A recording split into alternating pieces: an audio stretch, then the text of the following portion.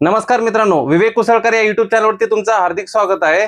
आपण मेन मुद्द्यावरच बोलणार आहे मित्रांनो, कारण कसं आहे आता नवीन अपडेट एसटी महामंडळ भरतीविषयी येत चालल्यात। आता बघा, काल परवाच एक जाहिरात आलेली आहे की एसटी महामंडळ मध्ये जागा भरल्या जाणार आहेत। आता कसं खूप जणांना असा प्रश्न पडला असेल की बाबा या 17,000 प्लस ज्या जागा निघणार आहेत त्याच्यामधल्या जागा भरल्या जाणार आहेत का? तर नाही मित्रांनो, असे तुम्ही खूप व्हिडिओ बघितले असेल, त्या व्हिडिओद्वारे तुम्हाला सांगितलं असेल की एसटी महामंडळ मध्ये 17,000 प्लस जागांमधले सरकार भरणार आहे। तुमच्या मनात वेगवेगळे प्रश्न आले असतील। आता टेंडर पण निघलं, लगेच सरकार जर एवढ्या तातडीने जर काम केलं असतं तर आतापर्यंत सगळ्याच भरत्या सुरळीत चालल्या असत्या मित्रांनो। आता कसं आहे की 17,000 प्लस ज्या जागा निघणार आहेत, फक्त याचं टेंडर निघलेले मित्रांनो, आणि ते पण एका कंपनीद्वारे घेतल्या जाणाऱ्या भरती पण आपण पूर्णपणे विरोध केलेला आहे। वेगवेगळे आपण व्हिडिओ टाकलेले आहेत आपल्या चॅनलवरती, तुम्ही बघू शकता। आणि तुम्ही पण जास्तीत जास्त मी तुम्हाला पहिले पण सांगितलं तर प्रादेशिक विभागामध्ये विविध विभागामध्ये तुम्ही लेटर द्या। राजकारणी लोकांना, आमदार खासदार यांना लेटर द्या। तुम्हाला मी पहिले पण सांगितलं, जर तुम्ही त्यांना निवेदन दिलं तर काहीतरी बदल घडू शकतो आणि ही भरती जी आहे कॉन्ट्रॅक्ट भरती ही रद्द होऊन परमनंट भरती होऊ शकते मित्रांनो। पण मेन म्हणजे काय आहे की जास्त मुलं जे ते मनावर घेत नाहीत आणि दुसऱ्यांच्या भरोश्यावर जर बसत असाल तुम्ही की नाही बाबा त्यांनी लेटर दिलं, आम्ही तर आता काय, आता फक्त आम्ही बघत राहणार, कारण बघणाऱ्यांचे कधी दिवस पूर्ण होत नाहीत मित्रांनो, बघणारे फक्त बघतच राहतात। त्याच्यामुळे मी सांगतो, जेवढं होते तेवढे तुम्ही सरकारला जागृत करण्याचा प्रयत्न करा, कारण सरकार हे फक्त झोपल्याचं सोंग घेत आहे। कारण कॉन्ट्रॅक्ट पद्धत जर ही झाली तर कंपनी आपल्या मनमानीनुसारच असते, आणि कॉन्ट्रॅक्ट पद्धतीमध्ये तुम्हाला मी आज पण आणि आता पण सांगतो, कोणती परीक्षा वगैरे काही नसते, फक्त इंटरव्ह्यू अनुभव असतो आणि कंपनी त्यांच्या मनानुसारच घेत असते। जे मुलं कॉन्ट्रॅक्ट पद्धतीने जर काम करत असतील त्यांना विचारा तुम्ही काय परिस्थिती असते। कारण कॉन्ट्रॅक्ट परिस्थितीमध्ये कसं आहे की तुम्हाला एका महिन्यात नाही 15 दिवसात पण काढू शकतात कामावून। कारण कसं आहे, त्यांच्या कंपनीच्या मनासारखं जर तुम्ही राहिले नाहीत तर ते कसे तुम्हाला कामावर ठेवतील। पण आता जो परवा दिवशी GR आलेला आहे मित्रांनो, त्या GR नुसार सरळ सरळ सांगितलेलं आहे की या 17,000 प्लसच्या जागा नाही होणार आहेत, बरोबर। या 17,000 प्लस ज्या जागा आहेत ना, याची म्हणजे याच्यामधल्या काहीच भरती होणार नाहीये। पण जर मुंबई विभागामध्ये, आता काय सरळ सरळ त्या GR मध्ये सांगितलेलं आहे, मुंबई विभागामध्ये ठाणे, कोणतं ठाणे, पालघर, बरोबर, ठाणे पालघर असे विविध विभाग, मुंबई विभागामध्ये जे जे विभाग आहेत त्या विभागामध्ये भरती चालू झालेली आहे। पण कोणती भरती चालू झालेली आहे? जे लोक म्हणजे सेवानिवृत्त आहेत, बरोबर, जे लोक सेवानिवृत्त आहेत, ज्या लोकांनी राजीनामा दिलाय 35 ते 40 वयामध्ये आपल्या पदाचा राजीनामा दिला, जे सेवानिवृत्त आहेत।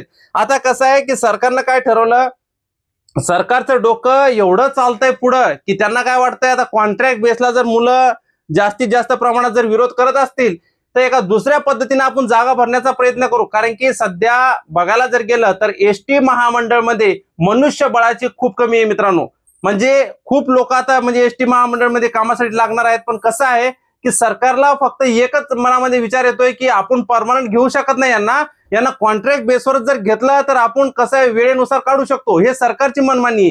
पण सरकारची मनमानी न होता जर तुम्ही सगळ्यांनी एकजूट जर केलं तर कॉन्ट्रॅक्ट भरती रद्द होऊ शकते। पण आता ही जे परवा दिवशी जे GR आलेला आहे, जी भरती चालू झालेली आहे या 1-2 दिवसामध्ये, त्या GR मध्ये सरळ सरळ सांगितलेलं आहे की कॉन्ट्रॅक्ट पद्धतीची जी ही भरती आहे ही पण आता कॉन्ट्रॅक्ट पद्धतीची भरती चालू झालेली आहे। पण ही कोणासाठी आहे?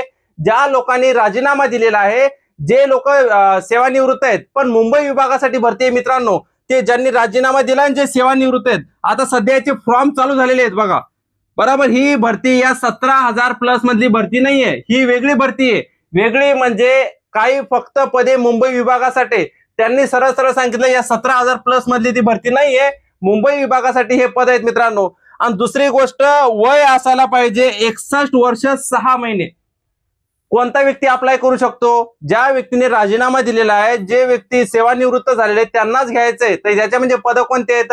ड्रायव्हर आहे, वाहक आहे, या पदासाठी भरती होणार आहे मित्रांनो। पण त्यांनी काय सांगितलं, 61 वर्ष 6 महिने एवढं वय असलं पाहिजे त्याच्यासाठी। म्हणून तुम्ही घाबरून जायची काही गरज नाहीये। म्हणून तुम्हाला मी आता पण सांगतो, तुमच्याकडे आता पण वेळ आहे मित्रांनो की तुम्ही जास्तीत जास्त निवेदन हे ज्या राजकीय लोकांना द्या, किंवा विविध विभागामध्ये प्रादेशिक विभाग जे आहेत, पुणे, नाशिक, छत्रपती संभाजीनगर असे विविध विभाग जे आहेत, नागपूर, असे विविध आपल्या महाराष्ट्रामध्ये सगळे विभागामध्ये द्या। आमदार खासदार यांना जागृत करा, म्हणा बाबा साहेब तुम्ही आता तरी आमचं काम ऐका, आता तरी आमचं काम करा। कारण की विविध निवडणुका जे आता जवळ येत आहेत संस्थानाच्या, बरोबर, निवडणुका जवळ आल्यामुळं राजकीय लोक लगेच जागृत होतात आणि तुम्ही लेटर दिल्यानं थोडं त्यांना जास्त जागृत व्हावं लागेल. कारण कसं आहे की एक विद्यार्थी असो किंवा 10 जण असो हे काम करू शकत नाहीये. त्याच्यासाठी जास्तीत जास्त आपल्याला जेवढं होईल संख्या तेवढ्या संख्यानं जास्त प्रमाणात संख्येने तुम्ही हे निवेदन लोकांना त्या राजकीय लोकांपर्यंत पोहोचा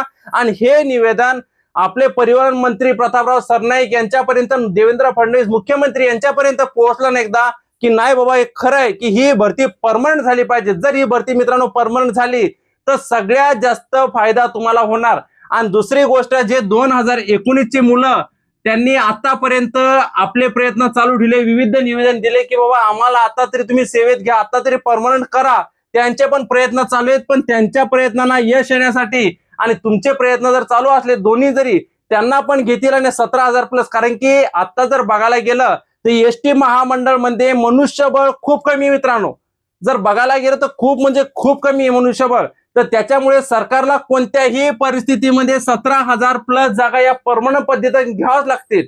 पण जर तुम्ही विरोध नाही केला तर सरकार काय करतं माहितीये का, डायरेक्ट कॉन्ट्रॅक्ट बेसनं टेंडर जे काढलंय ते कॉन्ट्रॅक्ट बेसनं कंपनीद्वारे भरती घेतं. म्हणून मी तुम्हाला सांगतो जास्तीत जास्त तुम्ही निवेदन द्या, जास्तीत जास्त सरकारला कळू द्या की खरंच विरोध या भरतीला होतोय, कॉन्ट्रॅक्ट बेसची भरती ही रद्द झाली पाहिजे आणि हीच भरती परमनंट पद्धतीने झाली पाहिजे. म्हणून याच्यासाठी आमच्याकडून, माझ्या मित्रांकडून, माझ्या सहकार्याकडून, आमच्याकडून जेवढं होतंय आम्ही तेवढे निवेदन देण्याचा प्रयत्न करतोय. पण आम्ही दिल्यानं काय होणार नाही, तुम्ही सगळ्यांनी मिळून जर निवेदन दिले तर सरकारला आपण जागृत करू शकतो. जर तुम्हाला हा व्हिडिओ आवडला असेल मित्रांनो तर जास्तीत जास्त तुम्ही तुमच्या मित्रांपर्यंत शेअर करा. आणि चॅनलवरती तुम्ही नवीन जर असाल तर प्लीज चॅनलला सबस्क्राईब नक्कीच करा. पण या व्हिडिओला तुम्ही जास्तीत जास्त जर शेअर केलं तर दुसऱ्या मित्रांना पण कळू शकतं की कॉन्ट्रॅक्ट पद्धतीची भरती रद्द झाली पाहिजे. आणि आता ही जी भरती निघलेली आहे परवाच्या दिवशी, या 1-2 दिवसामध्ये जे फॉर्म चालू झालेले आहेत, हे सेवानिवृत्त ज्या लोकांनी राजीनामा दिलाय हे त्यांच्यासाठी भरती चालू झालेली आहे. म्हणून तुम्ही एवढं लक्ष या भरतीकडे देऊ नका, कारण की सेवानिवृत्त लोकांसाठी भरती आहे, ज्या लोकांनी राजीनामा दिला त्यांच्यासाठी भरती आहे मित्रांनो. आणि 17,000 प्लस भरती जी आहे ती 17,000 प्लस फक्त टेंडर निघलेलं आहे. हे टेंडर आपण कॅन्सल करू शकतो. त्याच्यासाठी एकजूट असणं खूप गरजेचं आहे. जर तुमचं एकजूट जर नसेल तर ही भरती आपण रद्द करू शकत नाहीये. ही कंपनीद्वारे जर कंपनीच्या घशात गेली तर कंपनी आपलीच मनमानी कराल. म्हणून तुम्हाला आता पण विनंती आहे मित्रांनो, जास्तीत जास्त या व्हिडिओला तुम्ही शेअर करा आणि चॅनलला नक्कीच सबस्क्राईब करा. थँक्यू.